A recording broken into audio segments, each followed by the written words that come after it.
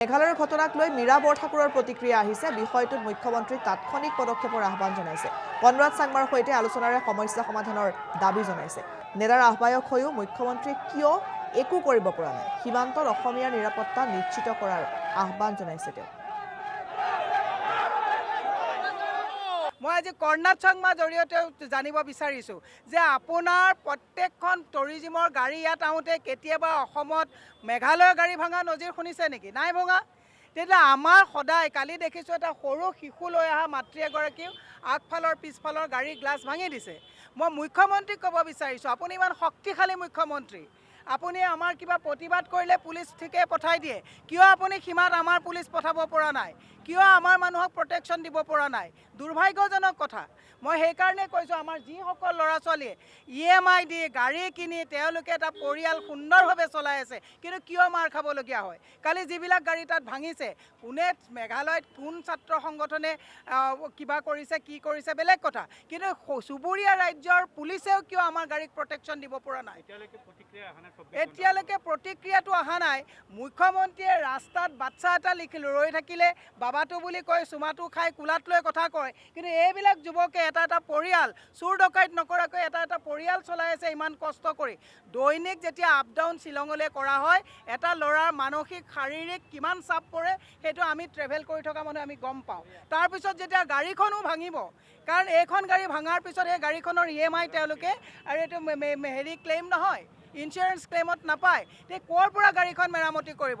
মই মুখ্যমন্ত্ৰী মহোদয়ক ক'ব বিচাৰিছোঁ, আজি পৰিবহণ মন্ত্ৰীৰ নামেই নাজানো এতিয়া, কাৰণ তেওঁলোকৰ প্ৰতিক্ৰিয়াই নাই।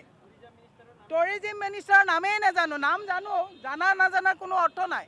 মই তেওঁলোকক কৈছোঁ, কিয় আমাৰ প্ৰত্যেক দিনাই অৰুণাচলত গ'লে আমাৰ ল'ৰা ছোৱালীয়ে মাৰ খায়, মেঘালয়ত আমাৰ ল'ৰা ছোৱালীয়ে মাৰ খায়, মিজোৰামত মাৰ খায়, নাগালেণ্ডত মাৰ খায়। কি শক্তিশালী মুখ্যমন্ত্ৰীৰ দিনত আমি চবতে মাৰ খাবৰ কাৰণে আমি ইয়াত কাম কৰি আছে নেকি মানুহে? সেইকাৰণে মুখ্যমন্ত্ৰীক কৈছোঁ, আপুনি কাজিৰঙাৰ ইক' চেঞ্চিটিভ জোনৰ কাৰণে দৈনিক 4বাৰকৈ প্ৰেছ মিল দিয়ে।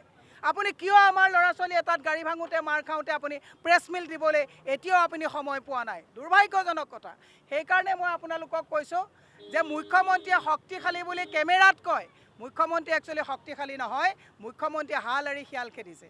সেইকাৰণে মই অনুৰোধ জনাইছোঁ যে সকলোৱে মিলি আমাৰ যাতে নেবাৰিং ষ্টেটবিলাকৰ লগত কিয় এনেকুৱা অৱস্থা হৈছে, কিয় আমি সৌহাৰ্দ্যপূৰ্ণ সম্পৰ্ক ৰাখিব পৰা নাই?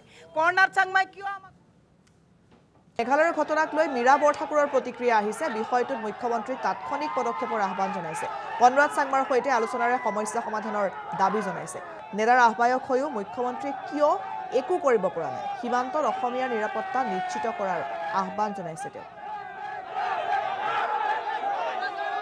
মই আজি কৰ্ণাড চাংমাৰ জৰিয়তে জানিব বিচাৰিছোঁ যে আপোনাৰ প্ৰত্যেকখন টুৰিজিমৰ গাড়ী ইয়াত আহোঁতে কেতিয়াবা অসমত মেঘালয়ৰ গাড়ী ভাঙা নজিৰ শুনিছে নেকি? নাই ভঙা।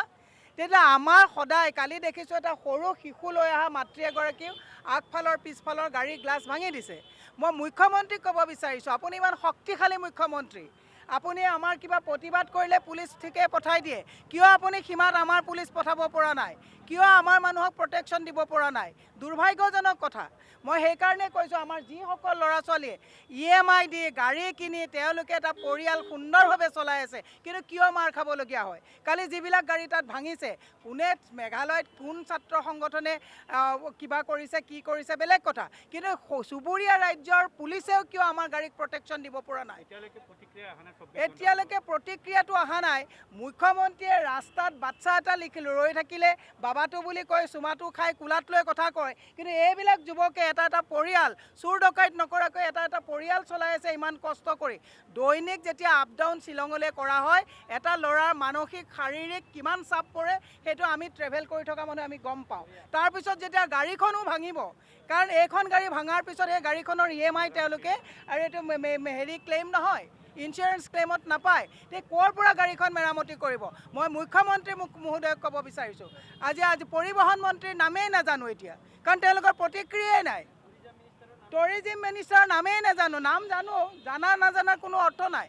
মই তেওঁলোকক কৈছোঁ কিয় আমাৰ প্ৰত্যেক দিনাই অৰুণাচলত গ'লে আমাৰ ল'ৰা ছোৱালীয়ে মাৰ খায়, মেঘালয়ত আমাৰ ল'ৰা ছোৱালীয়ে মাৰ খায়, মিজোৰামত মাৰ খায়, নাগালেণ্ডত মাৰ খায়। কি শক্তিশালী মুখ্যমন্ত্ৰীৰ দিনত আমি চবতে মাৰ খাবৰ কাৰণে আমি ইয়াত কাম কৰি আছে নেকি মানুহে? সেইকাৰণে মুখ্যমন্ত্ৰীক কৈছোঁ, আপুনি কাজিৰঙাৰ ইক' চেঞ্চিটিভ জোনৰ কাৰণে দৈনিক 4বাৰকৈ প্ৰেছ মিল দিয়ে।